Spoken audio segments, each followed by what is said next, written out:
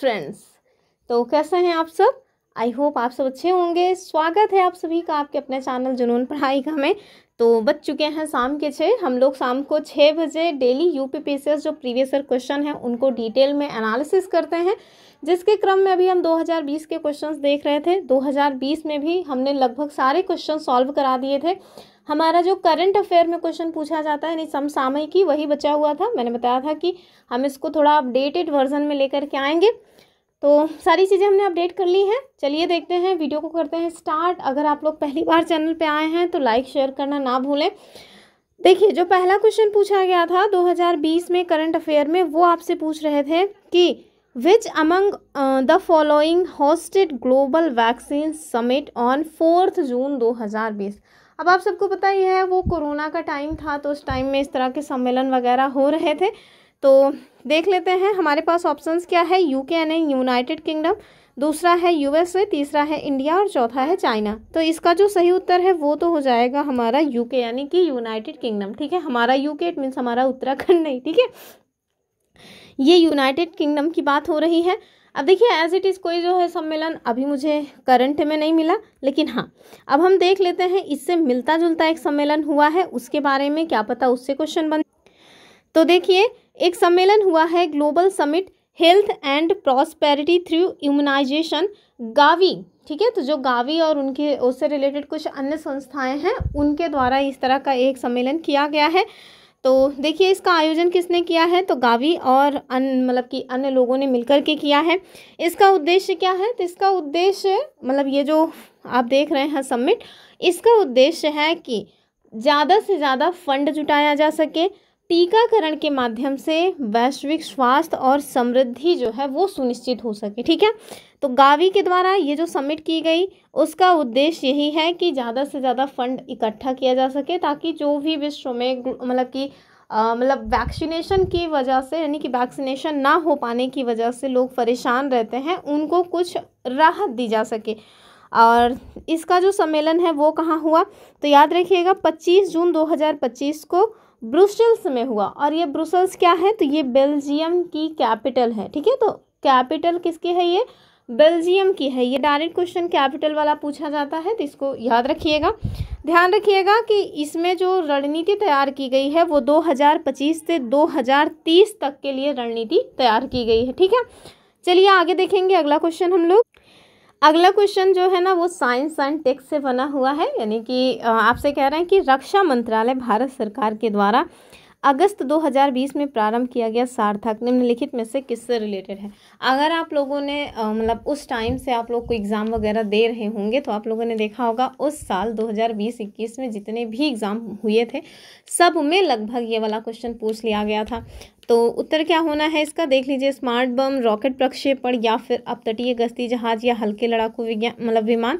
तो क्या हो जाएगा, ये हो जाएगा ऑफशोर पेट्रोल वेसल यानी कि अपतटीय गश्ती जहाज। ठीक है, तो जो सार्थक है वो क्या था, ध्यान रखिएगा, ये अपतटीय गश्ती जहाज था। कभी भी ये क्वेश्चन मतलब बन सकता है। तो सार्थक जो है ये एक अपतटीय गश्ती जहाज है। इसका रक्षा मंत्रालय भारत सरकार के द्वारा 2020 में स्टार्ट किया गया, नहीं शुभारंभ किया गया। निर्माण किसने किया था, तो गोवा शिपयार्ड लिमिटेड के द्वारा इसका निर्माण किया गया था।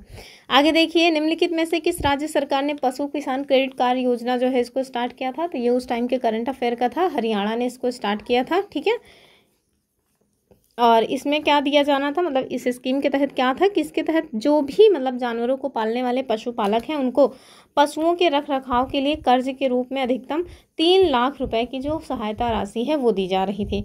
और ये सहायता राशि भैंस, गाय, भेड़, बकरी, सूअर, मुर्गी इत्यादि के लिए मिल रही थी। चलिए आगे देखिए, अगले क्वेश्चन में कह रहे हैं कि 27 जुलाई 2020 को भारत के प्रधानमंत्री ने निम्नलिखित में से किस स्थान पर कोविड-19 परीक्षण के लिए 3 नई भारतीय चिकित्सा अनुसंधान परिषद यानी ICMR उच्च श्रेणी परीक्षण प्रयोगशालाओं का वस्तुतः उद्घाटन किया। ठीक है, तो अब इसमें तो कुछ हम लोग अपडेट कर नहीं सकते, ये तो जो है सो है। तो इसको देख लीजिए, इसका उत्तर जो हो जाएगा वो हो जाएगा option B, Kolkata, Noida and Mumbai. ठीक है, चलिए आगे देखेंगे। और अगले क्वेश्चन में क्या कह रहे हैं, ये क्वेश्चन में हम लोग बहुत कुछ जानेंगे क्योंकि ये बहुत इंपॉर्टेंट है, हमारे यूपी स्पेशल से रिलेटेड है कह रहे हैं कि 2024 में 2024 नहीं 2020 की बात हो रही है कि उत्तर प्रदेश के निम्नलिखित में से किस हवाई अड्डे को भारत के केंद्रीय मंत्रिमंडल ने 24 जून 2020 को अंतर्राष्ट्रीय दर्जा प्रदान किया था। ध्यान रखिए 2020 की बात हो रही है। हमारे पास विकल्प क्या है, आगरा हवाई अड्डा तो नहीं होगा, ये प्रयागराज हवाई अड्डा बिल्कुल नहीं, गोरखपुर बिल्कुल नहीं, ये हो जाएगा ऑप्शन डी यानी कि कुशीनगर हवाई अड्डे को। ठीक है, तो देख लीजिए 24 जून 2020 को केंद्रीय मंत्रिमंडल ने कुशीनगर हवाई अड्डे को अंतर्राष्ट्रीय जो दर्जा है वो प्रदान किया था। अभी हम लोग देख लेते हैं अब मतलब करंट की क्या सिचुएशन है उत्तर प्रदेश की। तो देखिए अगर हम लोग उत्तर प्रदेश में इंटरनेशनल एयरपोर्ट की बात करें तो टोटल जो इंटरनेशनल एयरपोर्ट हैं वो 5 हैं। ठीक है, मतलब 5 की घोषणा हुई है, 4 ऐसे हैं जो वर्किंग हैं मतलब कि काम कर रहे हैं, ऑपरेशनल हैं, लेकिन एक अभी बन रहा है। ठीक है, तो 4 ऑपरेशनल अर्थात संचालित हैं, एक निर्माणाधीन है, और जो निर्माणाधीन है वो कौन सा है, वो है नोएडा इंटरनेशनल एयरपोर्ट। ठीक है, हम लोग देख लेते हैं जो हमारे पास टोटल एयरपोर्ट हैं 5 वो हैं कौन कौन से। तो उत्तर प्रदेश के पास 5 इंटरनेशनल एयरपोर्ट हैं, 4 ऑपरेशनल हैं, एक अभी बन रहा है।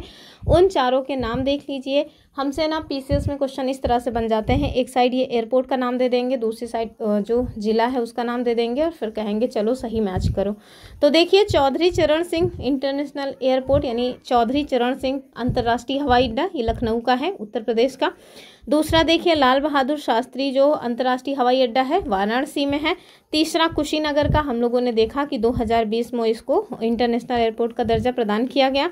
आगे आप लोग देखिए कि जो महर्षि वाल्मीकि इंटरनेशनल एयरपोर्ट है, तो जब अयोध्या का ये महर्षि वाल्मीकि इंटरनेशनल एयरपोर्ट बना था उस टाइम पे भी लोग बता रहे थे कि मतलब पूरी संभावना है क्वेश्चन पूछा जाएगा पीसीएस में। हालांकि उस टाइम पे नहीं पूछा गया, तो ऐसा नहीं है कि कभी नहीं पूछा जाएगा, पूछा जा सकता है बाद में भी। ठीक है, तो महर्षि वाल्मीकि इंटरनेशनल एयरपोर्ट ये अयोध्या में है और दिसंबर 2023 में इसका उद्घाटन किया गया था। ठीक है, ये डेट हमेशा पूछी जाने लायक है।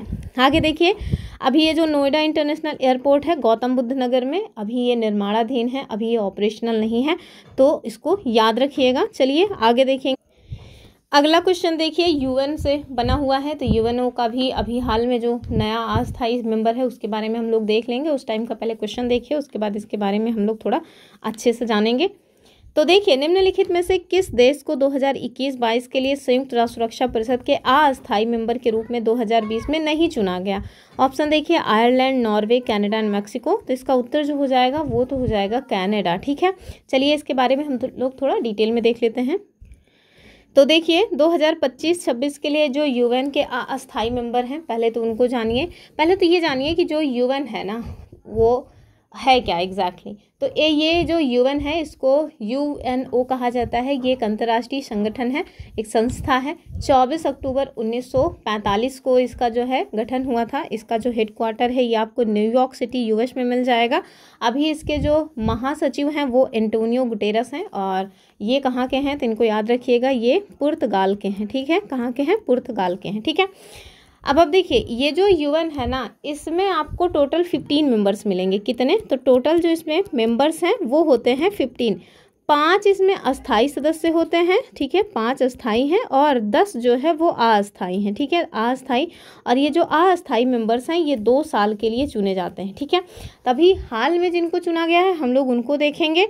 और ध्यान रखिएगा जो हाल में चुने गए हैं उनका टाइम कब से कब तक रहेगा, तो 1 जनवरी 2025 से 31 दिसंबर 2026 तक रहने वाला है। ठीक है, 5 जो अस्थाई मेंबर अभी चुने गए हैं उनको पहले यही देख लेते हैं, फिर 5 अस्थाई जो हैं उनको भी देख लेंगे। तो अभी जो 5 अस्थाई चुने गए हैं 1 जनवरी 2025 से 31 दिसंबर 2026 तक के लिए, उनको देखिए कौन है। तो एक तो अपना पड़ोसी ही है पाकिस्तान, दूसरा देखिए सोमालिया, तीसरा है पनामा, चौथा है डेनमार्क और 5वां है ग्रीस अर्थात यूनान। ठीक है, तो ये 5 इनका नाम एकदम जबान पे रहना चाहिए, Pakistan, Somalia, Panama, Denmark, Greece. ठीक है, फिर हम देख लेते हैं 5 जो अस्थाई सदस्य हैं। ठीक है, 5 अस्थाई सदस्यों में आपको कौन कौन मिलेगा, सारे हरामखोर टाइप के लोग मिल जाएंगे। जैसे यूएस मिल जाएगा, रसिया हरामखोर नहीं कहेंगे क्योंकि हमारा वो हमेशा से ही मित्र रहा है। तो यूएस, रसिया, चाइना, फ्रांस और ब्रिटेन। ठीक है, ब्रिटेन से ज़्यादा हरामखोर तो कोई होगा ही नहीं। तो 5 जो है अस्थाई मेंबर्स कौन कौन है, ध्यान से देख लीजिए। यूएस है, रसिया है, चाइना है, फ्रांस है और ब्रिटेन है। आप देखिए कि इसकी जो ऑफिशियल लैंग्वेजेस है ना, टोटल 6 लैंग्वेजेस हैं जो ऑफिशियल लैंग्वेज के रूप में वहाँ पे यूज़ होती हैं। उसमें कौन कौन है, तो एक तो इंग्लिश ही है, इंग्लिश तो रहेगी ही, समझ में आ ही रहा है। दूसरी फ्रेंच, मतलब जो फ्रांस की लैंग्वेज है फ्रेंच। स्पेनिश, स्पेन की लैंग्वेज। और रशियन भी है, तो रशियन जो है ये लैंग्वेज है, जो आप लोगों ने बहुत रील्स में रशियन देखा होगा ना, तो वो एक लैंग्वेज है, ठीक है। मैंडारिन, तो ये जो मैंडारिन है ना, ये चाइना की ऑफिशियल लैंग्वेज है मैंडारिन। और अरेबिक, सोचिए अरेबिक भी शामिल है लेकिन अपनी हिंदी शामिल नहीं है, जबकि हिंदी जो है, अब बताइएगा, कई बार रिपोर्ट निकल के आती है पूरे विश्व में बोले जाने के रूप में कौन से स्थान पे आती है, पहले, दूसरे, तीसरे, इन्हीं तीनों में आती है। ऑफ कोर्स पहले पे तो नहीं आती, दूसरे तीसरे में कहाँ पे आती है, आप मुझे कमेंट करके बताइएगा, कुछ खोजिए। तो देखा हमने कि 6 ऑफिशियल लैंग्वेजेस हैं, 5 इसमें स्थायी सदस्य हैं, 10 अस्थायी सदस्य होते हैं। अभी हाल में जो 5 चुने गए हैं उनका हमने नाम भी आपको बता दिया, ठीक है। और इसका हमने बताया कि हेडक्वार्टर यद्यपि न्यूयॉर्क सिटी यूएसए में है, लेकिन इसके कुछ मेजर ऑफिसेस हैं, कहाँ कहाँ पे, जेनेवा, वियना और नैरोबी। तो केन्या की राजधानी है नैरोबी, वियना ऑस्ट्रिया की राजधानी है और जेनेवा किसकी है, मेरे ख्याल से स्विट्जरलैंड की होनी चाहिए, ठीक है। तो इसको याद रखिएगा। अब हम देखेंगे अपना अगला क्वेश्चन देखिए, आप लोगों ने देखिए 29 जुलाई 2020 को भारत के केंद्रीय मंत्रिमंडल के द्वारा जो स्वीकृत नई शिक्षा नीति है, इसके संबंध में निम्नलिखित कथनों पर विचार कीजिए। तो नई शिक्षा नीति के बारे में मेरे ख्याल से जब ये शिक्षा नीति आई थी तो आप लोगों ने ज़रूर पढ़ा होगा, इतना ज़्यादा चर्चा में रही थी, और चर्चा में रहे क्यों ना, बहुत इंपॉर्टेंट थी। और सबसे बड़ी बात तो क्वेश्चन यूपीपीएससी तक ने पूछ रखा है। तो चलिए, ऑप्शन क्या है कि यह डॉक्टर के कस्तूरी रंगन की अध्यक्षता वाली समिति द्वारा तैयार की गई थी, एकदम सही बात है। दूसरा कह रहे हैं ये विगत 38 वर्षों से लागू पिछली शिक्षा नीति को बदल देगी। तो 38 वर्षों से थी कि 36 वर्षों से थी, 38 वर्षों से नहीं थी, पहला वाला ही ठीक है, दूसरा गलत है, ठीक है। दूसरा 34 साल होना चाहिए मेरे ख्याल से, अभी देखते हैं, 34 ही है। तो जो नई शिक्षा नीति थी भारत सरकार के द्वारा 29 जुलाई 2020 को इसकी घोषणा की गई, के कस्तूरी रंजन इसके अध्यक्ष थे, याद रखना है आपको। 1986 में जो जारी की गई थी शिक्षा नीति, उसके लगभग 34 साल के बाद ये नई शिक्षा नीति लाई गई थी। बहुत ज़्यादा चर्चा में रही थी उस समय, ये 34 साल पे लोग बहुत जोर दे करके बता रहे थे। आगे देखिए, यह नीति अंतरिक्ष वैज्ञानिक के कस्तूरी रंजन की अध्यक्षता वाली समिति की रिपोर्ट पर आधारित थी, हमने पहले ही बताया। और इस शिक्षा नीति में 5वीं कक्षा तक शिक्षा में मातृभाषा यानी कि जो लोकल लैंग्वेज है, स्थानीय भाषा है, उसमें शिक्षा देने की बात की गई थी। तो बताइए, क्या आप लोगों को लगता है कि जो ये हमारी 2020 में नई एजुकेशन पॉलिसी आई थी वो पूरी तरह से लागू हो रही है? कहीं आपको ऐसा दिख रहा है अपने आसपास? ठीक है, चलिए देखिए अगला क्वेश्चन। यहाँ आपसे कह रहे हैं निम्नलिखित में से किस राज्य या संघ राज्य क्षेत्र के द्वारा अगस्त 2020 को विद्युत चालक या विद्युत चालित वाहन नीति की घोषणा की गई थी? तो ये कौन सा स्टेट है ये बताना है। तो ये क्या हो जाएगा, एमपी, यूपी, दिल्ली या तमिलनाडु? तो ऑफ कोर्स ये दिल्ली हो जाएगा, ठीक है। अब देखिए, अक्सर क्या होता है ना, जब अगर राज्य और संघ राज्य क्षेत्र दोनों दिया रहे तो ज़्यादा संभावना होती है कि वो यूटी की ही बात कर रहा है, ठीक है।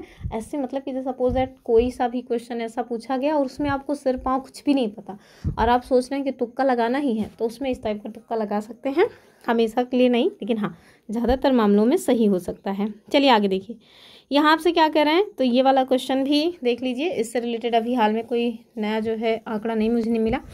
कह रहे हैं निम्नलिखित में से किस भारतीय फाउंडेशन ने अगस्त 2020 में फूड विजन 2025 अवार्ड प्राप्त किया था? तो ये हो जाएगा नांदी फाउंडेशन, ठीक है। ऑप्शन सी वाला या बी वाला कहाँ पे है? ऑप्शन बी पे है, ठीक है, नांदी फाउंडेशन। आगे देखिए अगला क्वेश्चन, और हमारा जो अगला क्वेश्चन है वो आपसे क्या कह रहे हैं, कह रहे हैं कि कोलकाता बंदरगाह से अगरतला के लिए पहली बार मालवाहक जहाज जुलाई 2020 में बांग्लादेश के निम्नलिखित में से किस बंदरगाह से होकर के भेजा गया? हमारे पास ऑप्शंस क्या हैं, बेनापोल, मालोटी, पैरा या फिर चट्टोग्राम चिटगांव? तो बस चट्टोग्राम चिटगांव हो जाएगा। तो इसकी व्याख्या देख लीजिए, श्यामा प्रसाद मुखर्जी जो पोर्ट है कहाँ पे है? कोलकाता में है। वैसे भी ये डायरेक्ट क्वेश्चन बन सकता है कि श्यामा प्रसाद मुखर्जी पोर्ट कहाँ पे है, तो ये कोलकाता में, ठीक है। यहाँ से 16 जुलाई 2020 को कंटेनर कितना अजीब सा पढ़ने में लग रहा है, से ज्योति नामक जो मालवाहक जहाज है इसको अगरतला, और ये कहाँ है, त्रिपुरा में, त्रिपुरा की तो राजधानी ही है अगरतला, ठीक है, इसके लिए रवाना किया गया। और ये मालवाहक जहाज चट्टोग्राम कहाँ पे है, बांग्लादेश, यहाँ से होते हुए फिर त्रिपुरा के अगरतला में पहुँचा था, ठीक है।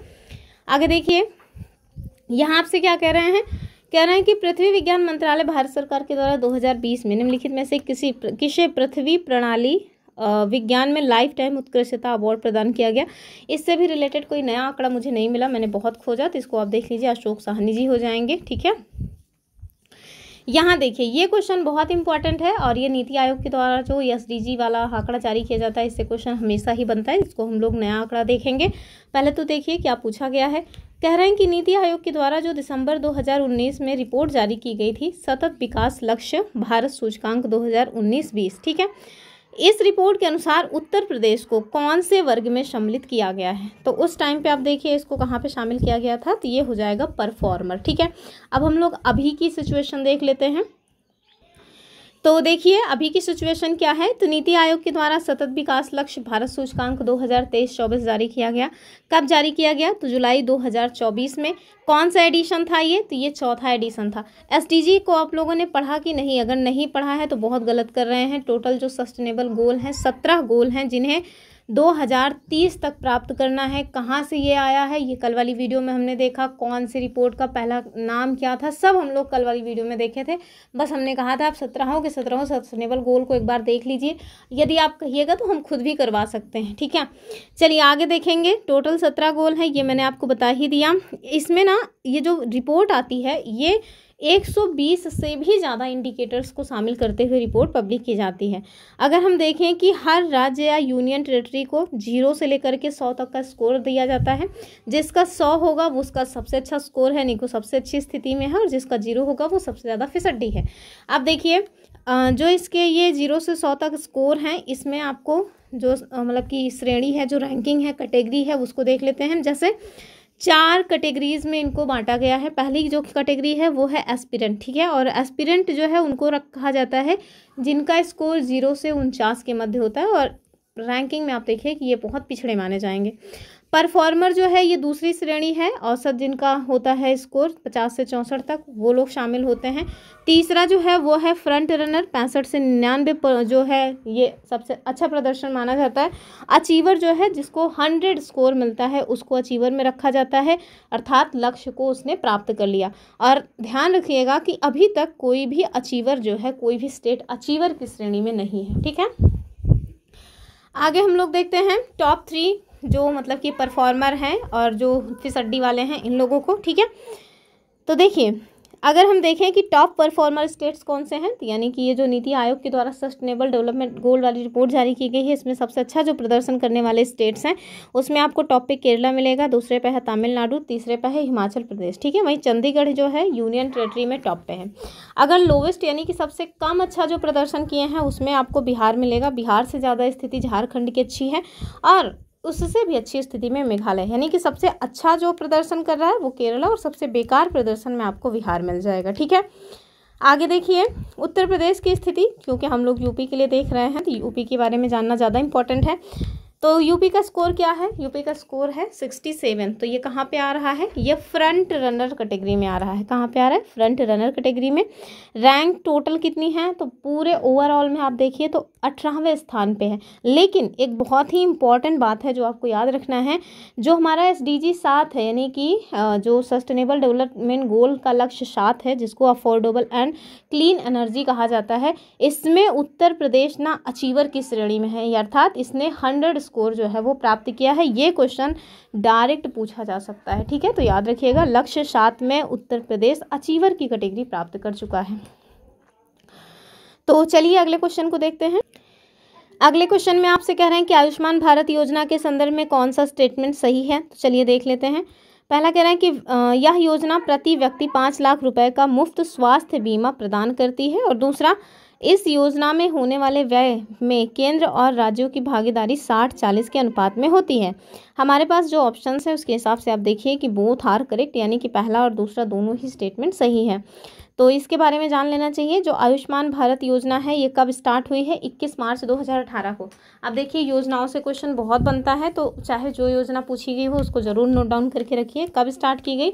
21 मार्च 2018 को। और इसके अंतर्गत 10.74 करोड़ ग्रामीण शहरी परिवारों में आर्थिक रूप से जो कमज़ोर लोग हैं यानी BPL धारक लगभग 50 करोड़ व्यक्तियों को चिकित्सा के लिए 5 लाख रुपए की जो वार्षिक स्वास्थ्य बीमा है वो प्रदान किया जाएगा। तो किसका किसका आयुष्मान कार्ड बना हुआ है और किसने किसने यूज़ किया है? मेरे पास तो है, पापा के नाम का बना ज़रूर है, यूज़ तो हालांकि हम लोगों ने नहीं किया है कभी। आगे देखिए, इस योजना में होने वाले व्यय में केंद्र और राज्यों की भागीदारी 60-40 के अनुपात में होगी। ठीक है, पहाड़ी तथा पूर्वोत्तर राज्यों के लिए ये 90 और 10 का होगा। ठीक है, चलिए आगे देखते हैं अगला क्वेश्चन। ये भी एक अभियान टाइप का है, हौसला 2018। इसके संदर्भ में आपको बताना है कौन सा स्टेटमेंट सही है। तो चलिए क्या कह रहे हैं कि हौसला 2018 का आयोजन महिला और बाल विकास मंत्रालय भारत सरकार के द्वारा नई दिल्ली में किया गया। ठीक है, दूसरा क्या कह रहे हैं कि यह बच्चों की देखरेख करने वाली संस्थाओं के बच्चों का राष्ट्रीय उत्सव था। हमारे पास विकल्प जो है उसके हिसाब से देखिए, पहला दूसरा दोनों ही चीज़ें सही है। ठीक है, ऑप्शन सी इसका सही हो जाएगा, इसको आप देखिए। चलिए आगे देखते हैं हम लोग अगला क्वेश्चन। और यहाँ पे आपसे क्या कह रहे हैं, असर्सन रीजन का क्वेश्चन है। कह रहे हैं कि राष्ट्रीय ढांचागत पाइपलाइन यानी NIP सरकार द्वारा 2020-30 की अवधि के लिए आरंभ किया गया। ठीक है, दूसरा क्या कह रहे हैं, जो NIP है इसका उद्देश्य सभी को समान ढांचागत सुविधा प्रदान करना है। ठीक है, हमसे पूछ क्या रहे हैं कि कौन सा उत्तर सही है। तो अकॉर्डिंग टू ऑप्शन आप देखिए, इसका जो सही उत्तर है वो ऑप्शन डी हो जाएगा, यानी कि पहला वाला स्टेटमेंट रॉन्ग है, दूसरा जो है वो सही है। क्यों रॉन्ग है तो यहाँ पे देख लीजिए, हालांकि बहुत इंपॉर्टेंट नहीं है देखना, क्योंकि समझ ही रहे हैं पुराना आंकड़ा है, लेकिन फिर भी देख लेते हैं कि 31 दिसंबर 2019 को केंद्रीय वित्त मंत्री कौन? निर्मला सीतारमण, आज भी वही हैं। 2019-20 से 2024-25 के राष्ट्रीय अवसंरचना पाइपलाइन पर गठित जो कार्यदल है इसकी रिपोर्ट उनके द्वारा जारी की गई। और इस रिपोर्ट के अनुसार 2024-25 तक 5 ट्रिलियन अमेरिकी डॉलर की GDP हासिल करने के लिए भारत को इस अवधि के दौरान अवसंरचना बुनियादी ढांचागत सुविधाओं पर लगभग 1.4 ट्रिलियन डॉलर खर्च करने होंगे, ऐसा उनके द्वारा कहा गया। तो ध्यान रखना है कि NIP के तहत अवसंरचना परियोजनाओं पर भावी दृष्टिकोण पेश किया जाएगा और इसका मुख्य उद्देश्य क्या है? सभी को समान ढांचागत सुविधा प्राप्त कराना। चलिए आगे देखिए। अब देखिए, ये जो ईज ऑफ मतलब की डूइंग बिजनेस रिपोर्ट है ना, उस टाइम तक जारी की जाती थी, लेकिन हमेशा ही भारत इन पर आरोप लगाता रहा है कि ये लोग जानबूझकर भारत को टारगेट करते हैं, उसको पीछे दिखाते हैं। तो इस वजह से आने वाले 2020-21 के आसपास ये जो है अपनी ये रिपोर्ट, मतलब 20 में तो दी थी, 2021 से इन्होंने अपनी रिपोर्ट देना बंद कर दी। लेकिन अब इन्होंने ना एक नए तरीके से इसको स्टार्ट किया हुआ है, तो उसको देख लेते हैं। उसमें आपको कुछ खास जानना नहीं है, बस ये जान लीजिए कि कौन से नए फॉर्म में ये लोग वापस आ रहे हैं, बस। ठीक है, तो उस टाइम के हिसाब से देखिए, कह रहे हैं कि ease of doing business report 2020 में भारत का स्थान 63वां, और कह रहे हैं कि वर्ष 2019 में इसमें भारत का स्थान 77वां था। तो किसके द्वारा जारी किया जाता है ये जाने रहिए कि वर्ल्ड बैंक के द्वारा जारी किया जाता है, और हिसाब से दोनों बातें सही थी। तो ये देखिए 2021 से इसको जो प्रकाशन है वो बंद कर दिया गया, लेकिन अभी जो नया मतलब इन्होंने एक मुखौटा लगा करके फिर से एंट्री की है, वो कौन सा फॉर्म है उसको देख लेते हैं। तो देखिए जो वर्ल्ड बैंक है ना, इनके द्वारा अब बी रेडी जो है, बिजनेस रेडी, इस तरह का नामक एक जो है रिपोर्ट जो है जारी की जा रही है, जो कि ईज ऑफ डूइंग बिजनेस की जगह लेगी। ठीक है, तो हो सकता है मतलब स्टेटमेंट में पूछ ले कि ईज ऑफ डूइंग बिजनेस की जगह कौन सी रिपोर्ट ले रही है? Be ready. कौन इसको पब्लिक करेगा? तो वही जो पहले पब्लिक करते थे, यानी कि वर्ल्ड बैंक। इसमें आप देखिए तो किसी मतलब कि कंट्री को वैसे स्पेसिफिक रैंकिंग वगैरह नहीं दी गई है, तो इस वजह से इसमें इंडिया की क्या पोजीशन वगैरह है ये सब हम आपको नहीं बता पा रहे हैं। चलिए देखते हैं आगे अगला क्वेश्चन। चलिए यहाँ देखिए कुछ योजनाएं दी गई हैं और उनका प्रारंभिक वर्ष, तो इससे क्वेश्चन हमेशा ही बनता रहा है। चलिए मिलाने के लिए है, कह रहे हैं PM जन आरोग्य योजना, PM वय वंदन योजना और PM रोजगार प्रोत्साहन योजना, और चौथी जो योजना है वो कौन सी है? स्वच्छ भारत अभियान। अब कुछ पता हो या ना पता हो, कम से कम हम लोगों को स्वच्छ भारत अभियान तो पता ही होगा। तो चलिए देख लेते हैं, जो स्वच्छ भारत अभियान है ये कब स्टार्ट किया गया था? तो ये 2014 में स्टार्ट किया गया था, और इससे कम से कम 2 ऑप्शन हमारे एलिमिनेट हो जाते थे। अन्य जो है उसको देख लेते हैं। तो इसका जो सही उत्तर है वो तो आपको साफ साफ दिख ही रहा है, ए वाला हो जाएगा कि PM जन आरोग्य योजना ये स्टार्ट की गई 2018 में। ठीक है, पीएम वय वंदना योजना ये स्टार्ट की गई 2017 में, और पीएम रोजगार प्रोत्साहन योजना ये 2015 की है, और स्वच्छ भारत अभियान जो है वो हमने देख लिया कि 2014 में मोदी जी जब आए थे तो अपना स्टार्ट किए थे। ठीक है, यहाँ देखिए कह रहे हैं कि निधि कार्यक्रम के संदर्भ में कौन सा स्टेटमेंट सही है। ठीक है, तो हमारे पास विकल्प क्या है निधि कार्यक्रम के लिए। कह रहे हैं कि निधि कार्यक्रम छात्रों के लिए स्टार्टअप हेतु प्रारंभ किया गया, और दूसरा किसका उद्देश्य 20 छात्रों के स्टार्टअप हेतु प्रतिवर्ष वित्तीय सहायता प्रदान करना है। तो हमको बताना है कौन सा सही है, तो दोनों ही सही हो जाएगा, ऑप्शन सी। ठीक है, आगे देखिए कह रहे हैं कि कौशल भारत अभियान के संदर्भ में कौन सा कथन सही है, ऑप्शन। तो बहुत ज़्यादा स्कीम वगैरह पूछे जाने की आदत इनकी हमेशा से ही रही है। कह रहे हैं कौशल भारत अभियान की स्टार्टिंग प्रधानमंत्री ने जुलाई 2015 में की, और दूसरा इस अभियान का मुख्य उद्देश्य भारत के युवाओं को सूचना तकनीक में प्रशिक्षित करना था। तो बस लग तो रहा है कि इसका दोनों सही होना चाहिए, लेकिन ऐसा नहीं है, केवल एक सही है, दूसरा वाला नहीं सही है। ठीक है, तो प्रधानमंत्री नरेंद्र मोदी जी के द्वारा कौशल भारत अभियान की जो शुरुआत है वो नई दिल्ली से 15 जुलाई 2015 को की गई, और इस योजना का उद्देश्य क्या है, भारत के युवाओं को विभिन्न क्षेत्रों में प्रशिक्षित करके उनकी कार्य क्षमता को बढ़ाना। ठीक है, केवल सूचना तकनीक में प्रशिक्षण देने की जो बात है ऐसी बात वहाँ पे नहीं है। यहाँ देखिए अगले क्वेश्चन में क्या कह रहे हैं कि राष्ट्रीय स्वच्छ वायु कार्यक्रम केंद्र सरकार के द्वारा किस वर्ष स्टार्ट किया गया, तो ये हो जाएगा ऑप्शन डी, यानी कि 2019 में। ठीक है, अगला देखिए कह रहे हैं कि अटल नवोन्मेष मिशन, ठीक है, अटल नवोन्मेष मिशन जो है ये किस विभाग की प्रमुख पहल है, तो इसको देख लीजिए नीति आयोग की है। ये क्वेश्चन आगे भी आपसे पूछा जा सकता है। आगे देखिए अगला क्वेश्चन, और हाँ थोड़ा इसके बारे में जान लीजिए कि जो अटल नवोन्मेष मिशन है ये देश में नवोन्मेष तथा उद्यमशीलता को बढ़ावा देने के लिए नीति आयोग की एक इम्पॉर्टेंट पहल है। उद्देश्य क्या है, तो देश में इनोवेशन के लिए उपयुक्त माहौल का निर्माण करना। और अटल इनोवेशन के दो अन्य अनुभाग कौन है, एक तो अटल टिंकरिंग लैब है और दूसरा अटल इंक्यूबेशन सेंटर है। ठीक है, चलिए आगे देख लेते हैं अगला क्वेश्चन क्या है। यहाँ आपसे कह रहे हैं कि भारत सरकार ने या भारत में अगस्त 2020 में निम्नलिखित स्थानों में से कहाँ पर रेल संग्रहालय जो है वो खोला गया, या रेल संग्रहालय भारत देश को समर्पित किया गया, तो ये हो जाएगा अपना हुबली। कहाँ है हुबली, कर्नाटका में। ठीक है, तो 9 अगस्त 2020 की ये बात है। ये देखिए बहुत इम्पोर्टेंट था और पूछा गया था, केवल यहीं पे नहीं हर एक आयोग ने ये क्वेश्चन पूछा था कि जुलाई 2020 में निम्नलिखित में से कौन सा वो बैटरी ही मेरी ऑफ होने वाली है। हम लोगों के यहाँ तो लाइट की क्या ही बात बताएं। वैसे तो बताया जाता है, जो योगी जी हैं ना वो आए दिन बताते रहते हैं कि हम लोग रूरल क्षेत्र में कम से कम मतलब 20 से 21 घंटे तक लाइट दे रहे हैं, और अर्बन क्षेत्र में तो 24 के 24 घंटे लाइट है। हम लोगों के यहाँ स्थिति ऐसी है कि 11 बजे सुबह लाइट गई है, ठीक है, अभी 6 बजने को हैं, लाइट अभी तक नहीं आई है। अभी रात में 8 बजे लाइट आएगी। आप समझिए इतनी घटिया स्थिति लाइट की उत्तर प्रदेश में है ना कि मैं क्या ही बताऊं। चलिए फिलहाल के लिए देख लेते हैं क्वेश्चन। तो जुलाई 2020 में कौन सा मंगल मिशन का प्रक्षेपण करने वाला पहला अरब राष्ट्र था, तो ये हो जाएगा, सॉरी कतर नहीं था, ये यूएई था। ठीक है, यूनाइटेड अरब एमिरेट्स। ठीक है, चलिए आगे देखिए, बैटरी भी ऑफ होने वाली है, फटाफट कर लेते हैं वरना रह ही जाएगा।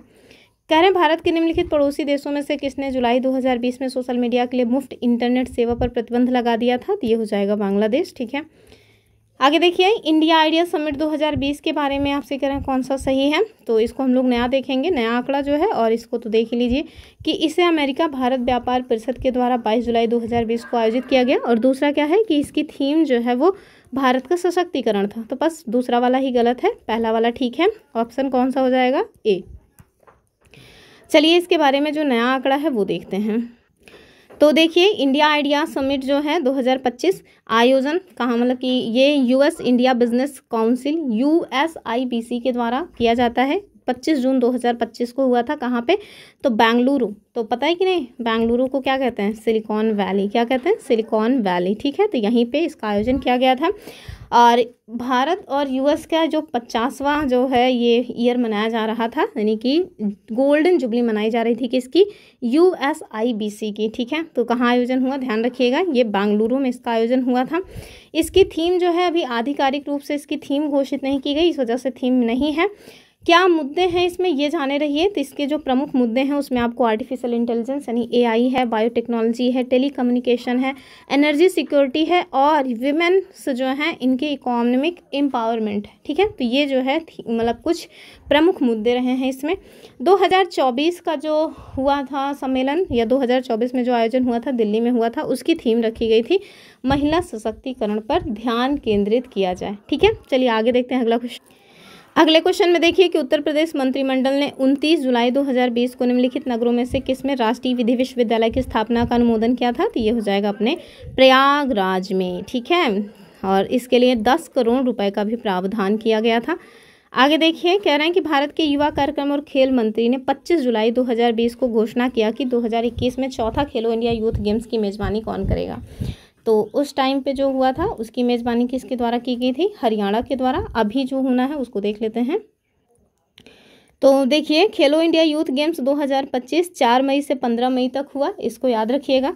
कहाँ पे इसका आयोजन किया गया है, तो बिहार के 5 शहरों में और दिल्ली में। कुछ खेल जो है दिल्ली में तो देखिए बिहार के 5 शहरों में और कुछ खेल इसके दिल्ली में भी खेले गए। और ध्यान रखिएगा 5 शहरों का नाम मैंने नहीं बताया क्योंकि हम लोग यूपी के लिए इसको देख रहे हैं, बिहार वगैरह के लिए ज़्यादा इंपॉर्टेंट था 5 शहरों का नाम जानना। और इसमें टोटल 28 खेल जो है वो शामिल किए गए। उत्तर प्रदेश की बात है तो उत्तर प्रदेश के प्रदर्शन को हम लोग देख लेंगे। उत्तर प्रदेश ने टोटल 52 पदक जीते हैं, जिसमें 14 गोल्ड है, 20 सिल्वर है और 18 ब्रॉन्ज है। पदक तालिका में ओवरऑल अगर आप देखें तो उत्तर प्रदेश 7वें पोजीशन पे रहा है। पदक तालिका में टॉप 3 कौन है, तो महाराष्ट्र, हरियाणा और राजस्थान। महाराष्ट्र ने 58 पदक जीते हैं, हरियाणा ने 39 और राजस्थान ने 24।